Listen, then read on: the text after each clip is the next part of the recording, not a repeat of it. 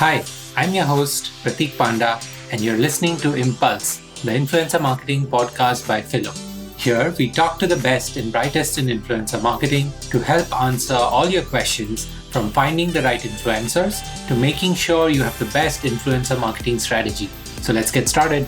Welcome to Impulse, the influencer marketing podcast. Thank you for joining us on another episode. Joining us today is Colleen Stauffer, a global integrated consumer, creator, and business marketing expert. That was a mouthful, but we will get to know a lot about her and why she's amazing at all of these things. She's currently the head of marketing and communications at Creative Juice, a financial technology company that offers business banking for creators and a host of creator business tools. She's also got a tremendous amount of experience in various kinds of marketing, whether it's traditional, paid media, lifecycle marketing, content strategy, SEO, PR, and so many other things. Thank you so much for joining us, Colleen. I'm looking forward to this conversation. Same here. Thank you for having me. Awesome. So let's hit it off and let's first get to know a little bit about Creative Juice, right? Tell us a little bit more about Creative Juice and your role at the company. Yeah, absolutely. So Creative Juice we're the one-stop shop for creators to run their business. So we offer funding, banking, business tools, things like doing your taxes, sending invoices to brands, managing your cash flow. We really found this big gap in the creator ecosystem. Nobody was helping these creators, which ultimately are just solopreneurs, small businesses, run their business from, the back of it. And ultimately, they are small businesses and they're just selling, a different commodity, which is content. And so really helping them, educating them, and giving them those tools to run their business, which traditional financial institutions are not, is our goal. So really hitting on that pain point that hasn't been solved yet. Awesome. That's amazing, because the thing is, not a lot of people understand this, right? Like you mentioned that being a creator is almost like a solopreneur. It's more often than not, it is a one-person business, sometimes a two-person business, right? Which is very similar to a lot of the other businesses, not just in North America, but everywhere around the world, right? And yet there are very few companies who would offer any kind of services for them. And it's also a lonely journey being a creator, right? There is a lot of stress. You're always, trying to do the best that you can. You're editing your content, you're creating content, you're strategizing content, and then you also have to deal with banking, compliance, laws, taxes, and so on, right? And did you or anyone in the company have a background that you felt that, okay, I'm tired of this myself and, I need to go find a solution, and then you figured that, okay, let's go build it? Yeah, it's a good question. Our company's pretty cool and unique. And I would say half the people come from more like the fintech background, and the other half come from the creator world. And we do have a few people that are creators. Destiny Gibbs, she's an amazing gaming creator on YouTube and as well as Twitch. She works on our team as well. And so it's so nice to have like that inside knowledge and really solving this pain point, right? But then we talk to creators all day, every day. And, one of our co-founders, Ezra Cooperstein, he has a day job as the president of Night Media, which is, a business management agency for creators. So again, we really have this access now to chatting with creators. Some of them are investors. Of course, Mr. Beast being the biggest YouTuber in the world, he is one of our investors. So making sure that we talk to our consumers, our creators every single day, and solving that pain point. So not only internally, but of course. Did Mr. Beast come to your office with a briefcase full of money and just give it to you? I mean, virtually, yes. That's awesome. Tell us a little bit more about your role, Colleen. What do you do for Creative Juice? Yeah. So, I took this role. I left Pinterest, kind of had a dream job at Pinterest, but this was so exciting to me because as a marketer, being able to build a brand from the ground up is like the ultimate thing you want to do, right? So that, and then solving something that's never been solved before for especially this awesome influencer creator economy. It's such a new economy for people out there. There's so many new companies popping up, but this one really stood out because, nobody else was doing what we were doing. And then of course, working with an incredible team. So those are like the reasons I came to Juice. And yeah, my role is really really all fully rounded in marketing comms. So leading, establishing our brand, driving growth and acquisition of creators to the product, and then of course doing all like the PR and comms that comes with that. And ultimately really building these loyal creators that hopefully will refer other creators and talk to us and have this cool community, based on a topic that hasn't always been, the most interesting and exciting. Yeah, that's interesting. And you did mention something around Creative Juice doing something that nobody else is doing, right? And we are all part of the creator economy. Phyllo is also a creator economy company, and we try to solve a different kind of problem around data and access to authenticated data and stuff like that.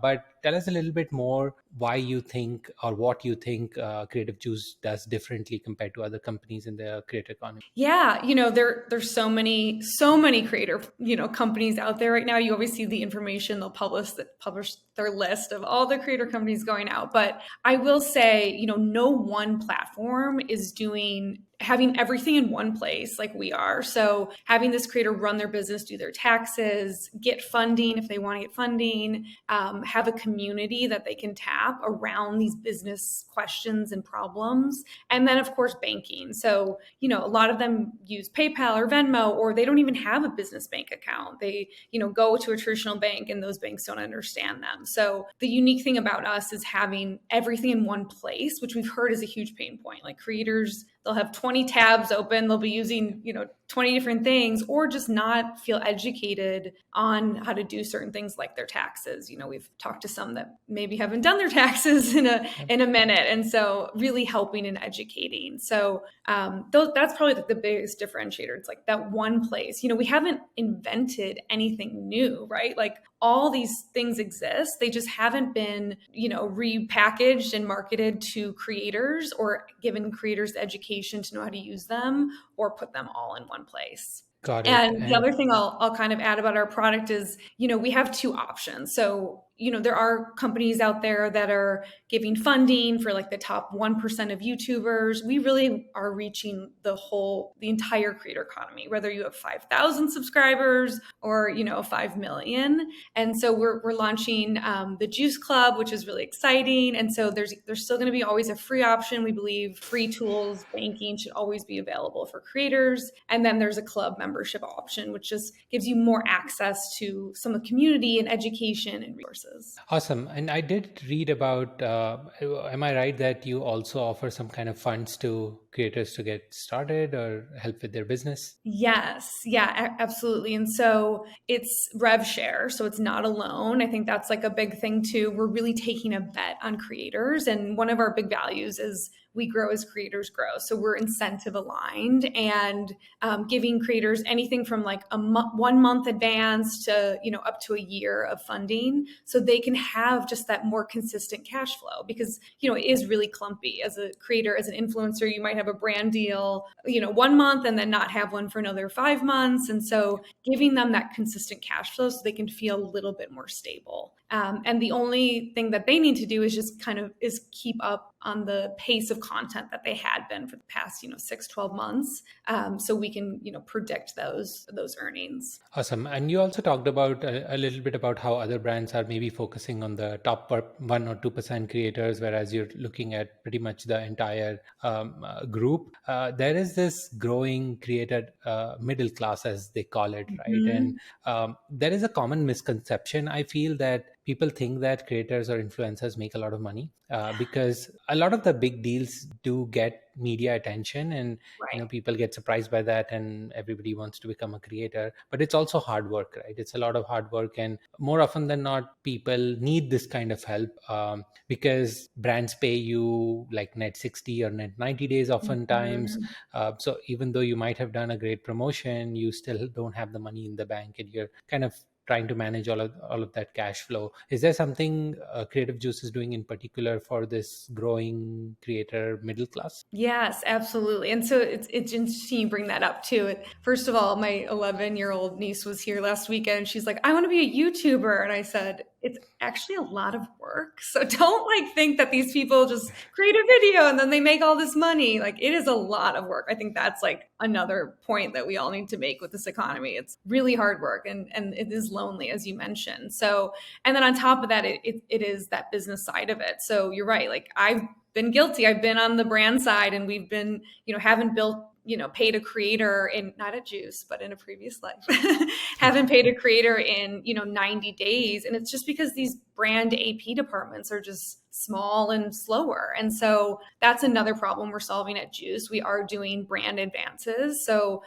for certain creators, especially creators working with talent agencies, it's, less risky for us and more efficient for them, but being able to give them that money once they've, completed their contract or their content up front. And that's another huge thing we heard from these creators. They said, the minute I post my content, I kind of want that like equal dopamine hit of getting paid immediately. And then if I have to wait 90 days, it almost isn't even like, they kind of don't care anymore, because you're like, oh yeah, well, I kind of already spent that money and I already posted that content. So we are solving that too with our brand advances. That's awesome. That's awesome. What are some other creator marketing trends or influencer marketing trends that you're observing? Yeah. So one of them is, the rise of creator educators. I think this is really cool. We work with a lot of them. We work with Patty Galloway, John Yoshihei, and really having these new experts come up and help other creators, right? So I think that's really cool, because you haven't really seen that before in this creator economy. And so paying attention to those creator educators, there's more and more on all different platforms, ones that really focus on YouTube versus Instagram, et cetera. And so I think that's going to be a fast growing trend, is more creators helping other creators. Another big thing I would say is the de-influencing. I love this one, because a lot of time you see these influencers you've been following forever, and then you can tell when it's just a really, cheesy or obvious ad that they're doing versus, a product that they actually use, right? And so I actually love this, because I love like the opposite of other things sometimes, but de-influencing is an interesting trend where it's like literally influencers, creators using products that they wouldn't recommend, and why? Because that helps them feel more authentic and also build their audience to trust them more so. So I think you're going to see more of that. And then the third one I would say is having creators really own their audience. And we can talk about this more with like Web3, but more and more creators are taking back control of their audience, right? So if you think about it, they don't own their audience on Instagram or YouTube. Those platforms own that community, own that audience. But a lot of creators are starting newsletters so they can get all email addresses from, their audience on other platforms, or they're, pulling all their audience from other channels to like a different community platform, or even honestly, some of them are starting, CPG brands. That's really more the bigger ones, but that's just a way for them to control their audience. And I think Web3 is going to help solve that. And actually, Elon Musk just tweeted today that he's going to give content creators access to emails of their subscribers. So that's a cool change. But I think the owning the audience helps these creators just feel that control. I mean, it's their business, it's their IP, it's their content, and we definitely need to see more of that. Awesome. And I think we'll touch on two things there. One is the whole de-influencing thing. I think that is amazing. I think it's going to be one of the interesting takeaways as far as creator listeners are listening to this episode, right? I think if you're a creator and you're listening to this, talking about products or brands that you don't like and why is definitely an interesting take on your content strategy also, right? And end of the day, it's all about authenticity, right? Almost in every episode that I have hosted so far, authenticity comes up one or the other time, right? So even as a brand, like as a marketer, you care about authenticity when you're identifying an influencer to work with. Even as an influencer, as you're continuing to build your audience, the authenticity is what keeps the audience attached to you, right? And I think this whole thing around de-influencing is sort of helping in that way of, building that trust and authenticity. Absolutely. It's true. It's like a drinking game anytime you say authenticity. Yes. But it matters, right? It matters. It matters. I mean, and that's why we go to influencers or we trust them, right? If every post was just a brand promotion, you wouldn't be able to connect either. As long as, you're using the product, that's still okay. I mean, I know a lot of influencers just do this for a living. They review products, but they use the products, they try it out, and then give an honest review. which is Yeah, still I okay, think right? Yeah. exactly. I think the honest review is the key there, right? Yeah, let's dive a little bit deeper into the owning your audience part, and I wanted to talk to you a little bit about Web3 and what's your perspective so far. Web3 is going through an interesting phase right now. It used to be this hot thing at one point. Right now, it's like surviving, but it has all the elements of being reborn again.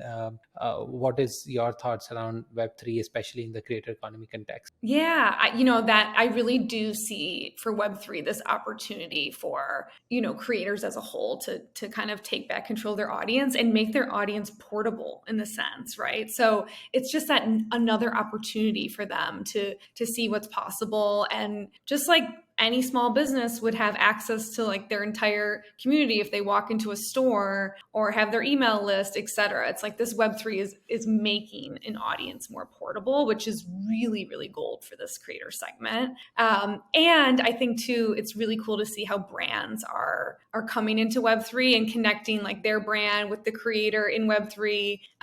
Alo Yoga, they are like an incredible, the CMO there, Angelique, she's amazing. And she launched her a recent capsule collection for Alo Yoga on Web3 and got creators to like, build within it and almost like show off the clothes, et cetera. So there's just like this really fun new ecosystem going on. And the other shout out I'll give is there's a really cool platform. If you haven't had him on your show yet, you should bring him on. But my friend Zed of Magic Den, they're an NFT marketplace for creators. So again, they're building this like eBay for NFTs in the creator economy. And they've been hugely successful already. And they're only, I think, at their Series A or Series B. But because of that control and not only creative control, but audience control. So I'm excited to see more and see what happens. And, eventually I think Juice will get there with Web3. We're not doing anything yet. We're solving like a very old financial traditional problem that hasn't been solved yet, right, for this new economy. But I see a natural fit eventually, to getting into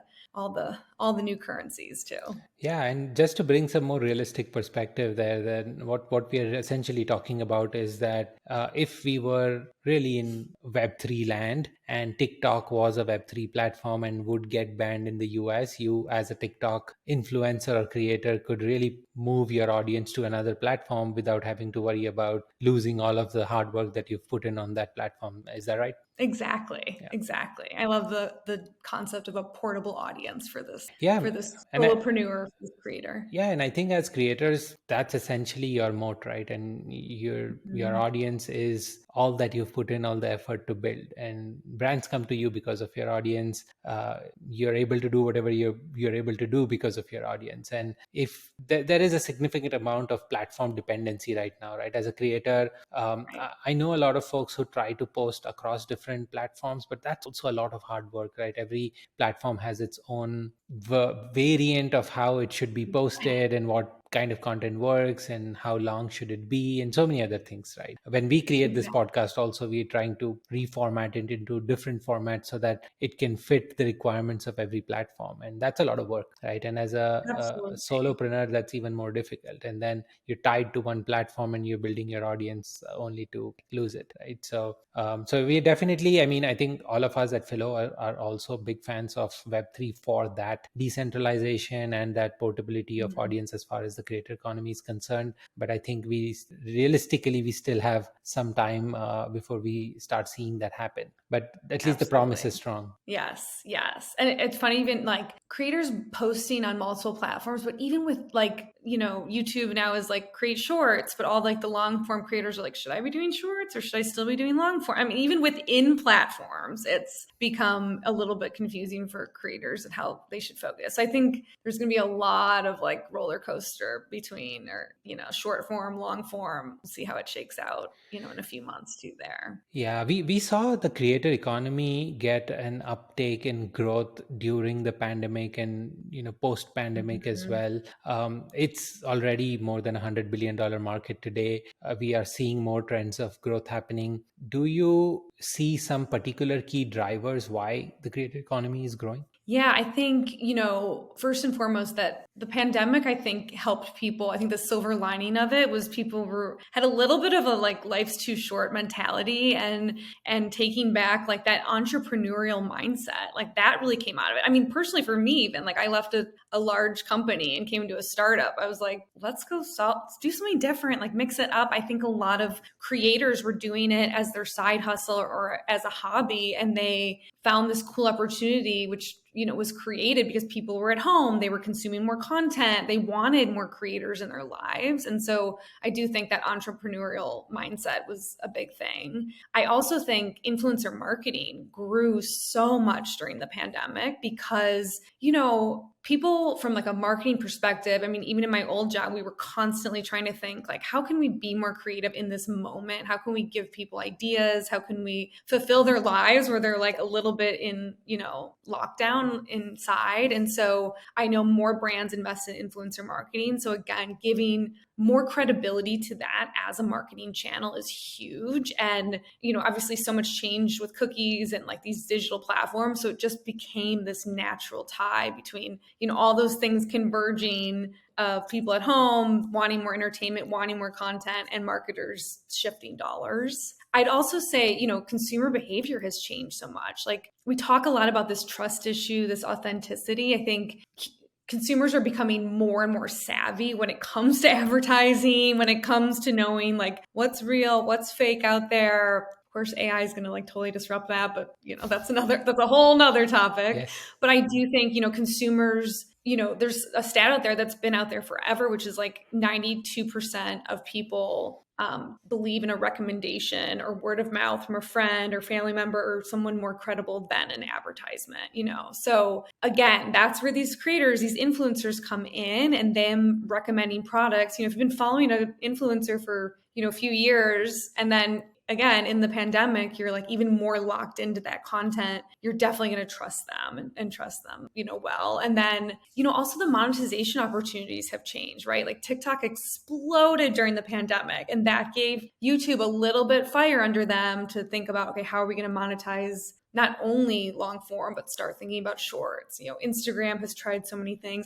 Every platform has tried these funds, and there is this push from creators to say, hey, like we are your currency. They're the currency of these platforms. That content is the only reason people come to those platforms and the only reason advertisers come. So you can tell how passionate I am about this creator economy, yes, because it's like so cool to see all these things converging. And I will say that was the silver lining of the pandemic. It's, having this creator influencer economy emerge from it, and having consumers trust these people, and having advertisers finally shift money towards them. I read a Twitter thread just before we started this podcast and like today's episode, and it had a statistic around tech jobs particularly, where it mentioned that there were like 168,000 or so tech jobs that were eliminated last year, and that number is already higher than that this year. It's over 200,000. And the interesting statistic over there was that there's a fair share of those people are going to become creators. A fair share of those people are going to go work for smaller companies or join startups. A fair share of them are going to go start their own startups or become even freelancers and solopreneurs, right? And every time things like this happen, right, and whether it's was the pandemic or a recession or economic shifts and so on, right, it creates these kind of trends where people start looking for other opportunities to monetize as well as grow, right? And I think some of these kind of pushes have helped the creator economy become a little more serious. And talking about being serious, there was one interview where you mentioned that being a creator is still not being taken as a real job, right? And to be honest, I've spoken to a bunch of creators, and a few of them who are actually in the top tier also, who make a serious amount of money, even they struggle to go to a bank and get a mortgage, right? It's hard to go buy a house, which shouldn't be the case because you are making a good amount of income. It's just that traditional banks don't have the necessary tools to judge or evaluate your case because you don't have a standardized W-2 income, right? And what did you mean when you said that in the interview, right? That, being a creator is not really taken as a real job. Yeah, and it's, I feel like it's changing a little bit every day, but I think because of our companies, right? Like because of all these new amazing companies coming on the scene, but it's exactly that. Like there's little things like, if you go on like IRS and they'll say like, oh, you're a hobby. Like they categorize you for you if you're a creator influencer. It's like, no, that's definitely not the case, And so, and then again, like that's the exact problem we're solving, right? Like a creator will go to a bank, to a regular bank, or to, any other like CPA or, different financial advisors, and they just don't understand this as a profession. And, they won't give them even like a small business bank account, which is, should be free to open, right? And so, or lend them money, which is, part of our funding process. So it's really about having companies like ours, companies like yours, like really taking in this creator mindset, understanding them as that solopreneur and small business, and then creating products that cater to their needs, right? And so to your point about, looking at, the past 6-12 months of how much, income they've pulled in, whether that's from a platform or brand deals, and then really working with them on what is the right amount to, give them and educate them along that way, right? So that's a huge thing of what we're doing. It's provide that funding, provide that bank account, but also educate them so they can be confident. So I think like the more of us that are working together and doing this, the more this profession will be recognized, especially by like the traditional institutions. And I don't know if you saw the news, but the IRS is now going to build their own like TurboTax. I'm so interested if they will have anything in there from creators. I highly doubt it, but I guess we'll see. Yeah, I doubt it as well, but yeah, I guess we'll find out. Great. So going from there to talking a little bit more about influencer marketing in the creative juice context, you work with so many creators and you help so many creators. Do you folks yourself use influencer marketing as a channel for growth? We do. We actually have, I think it's like 7 or 8 creators going to chat about us on June 8th. I'm sure by the time this airs, it will be past this date, but we're launching our new Juice Club, but we work with a bunch of creators. We call them our ambassadors. They're really part of our community, and they're all these creator educators. So John Ushahi, Patty Galloway, Lloyd, not George, like there's a whole list of them. And actually it was cool because Business Insider just did a feature on if you're a creator and you need to be educated on the creator economy, like follow these, 20 creators. Nice. So we work with all them, and not only a few things we do differently, which, is obviously really important because we're a creator company. We work with creators. We are building for them is one, we do a lot of like incentive sharing. So like whether it's like a referral program with them or affiliate program. 2, we really work with them on education. So they not only like create videos for us on their channels and promote Juice, but we actually are having them do like monthly education sessions with our creators. So that's definitely one big perk that we give. It's, again, I go back to that education, that community, like that's so important to this audience. And so, us working with creators as ambassadors to educate others is super important. And then the third one, which we've learned, and I've like, as a marketer, had to give up some creative control. But when we work with these creators and they create content for us, we truly let them have creative control. It's pretty cool. And we just say like, okay, obviously we're a financial institution. These are the things you can and cannot say. But other than that, and like, here's our brand guidelines, et cetera. But other than that, it's like your free reign because again, we want it to be authentic to their channel. So we really give up that creative control and let them create and speak about Juice, how they have experienced it and what feels right for their audience. So we think we're doing it well. We've gotten like good feedback from all the creators. They continue to work with us, but and we're paying them on time. So we're trying to practice what we preach. Awesome. That's great. Talking about, success and whether you're doing it right, what are some signs that you are measuring internally to be sure that you're on the right path with influencer marketing? Yeah. One thing is, just some of like the comments and questions we get, we measure like our NPS, right, internally. And so whenever we get any comment that's, even more so around, oh, I heard about you from another creator or from a friend, or, oh, yeah, I heard about juice and this, that. Like, that is a huge signal for us. It feels like more squishy, but we know that word of mouth is the most important with this audience. And then we can really measure that through NPS. And we do that rigorously every day. And we really dive into, when there is a negative comment or feedback there. So that's big for us. And then really looking at those hard growth metrics. So, how we're acquiring creators, whether that is through word of mouth or, through outbound email or, even through our ambassadors, obviously having like link in bio, like those UTM links are super important for our tracking.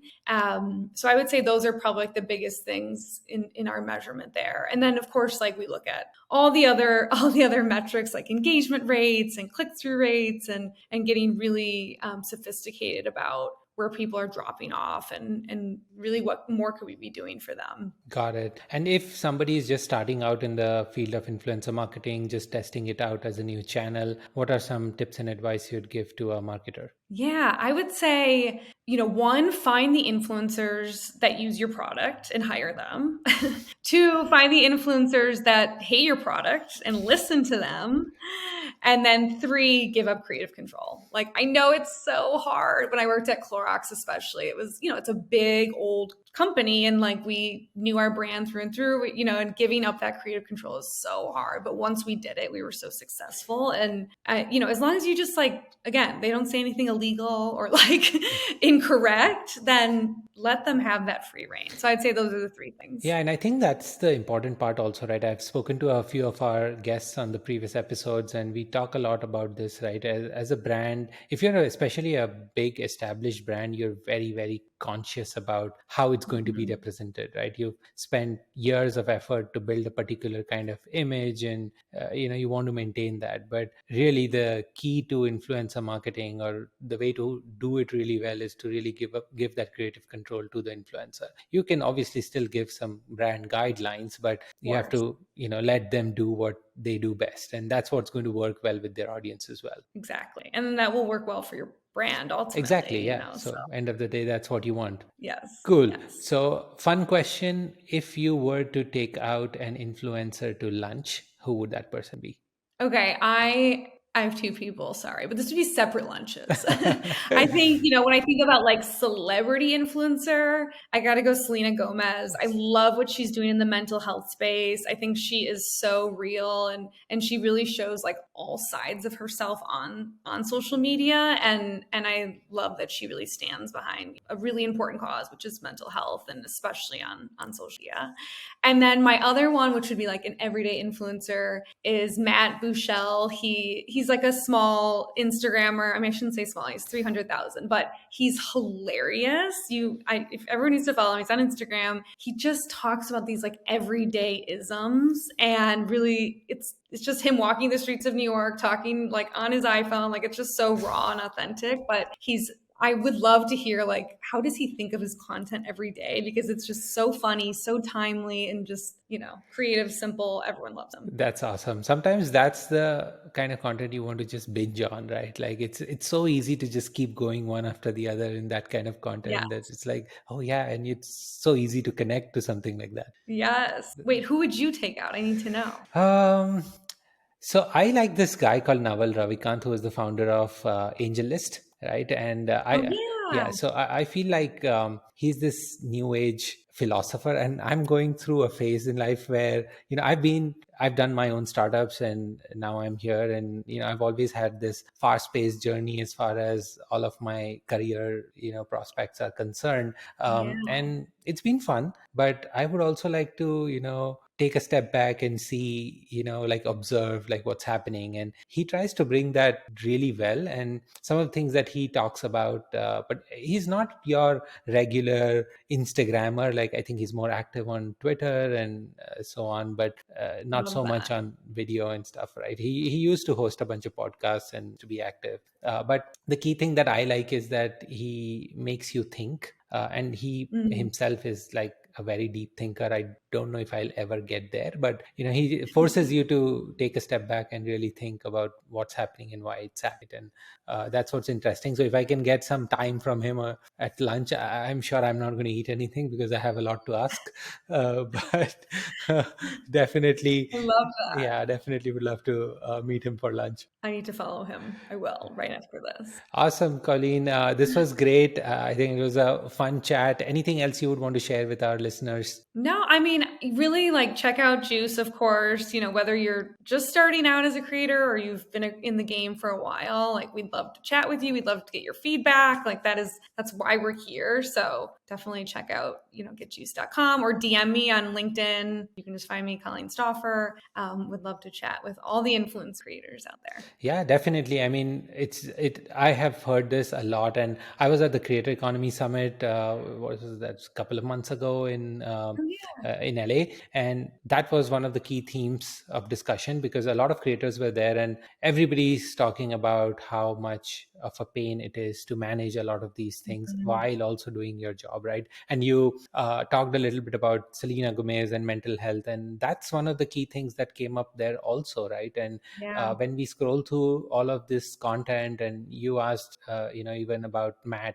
right? How does he come up with all of this? And I'm pretty sure he's also stressed about the same thing, right? And yes, maybe he makes observations around day-to-day things, but to be able to do that consistently day over day and for months at a time and even more, it is tough, right? And it is exhausting, it is stressful, it is lonely. A lot of times many creators fight through depression and anxiety and so many others, right? Especially when you're on screen and hundreds of thousands of people are watching you and waiting for your content, and they're judging you if you're not producing good content, right? So all of that combined is if a bunch of things could be taken care of, what typically in our minds are mundane tasks, right?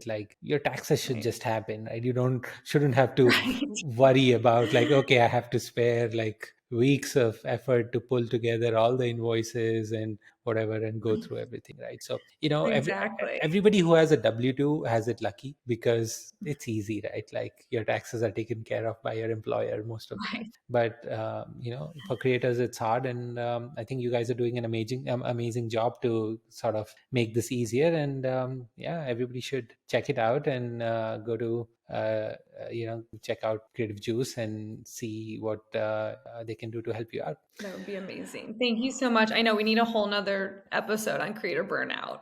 Yes.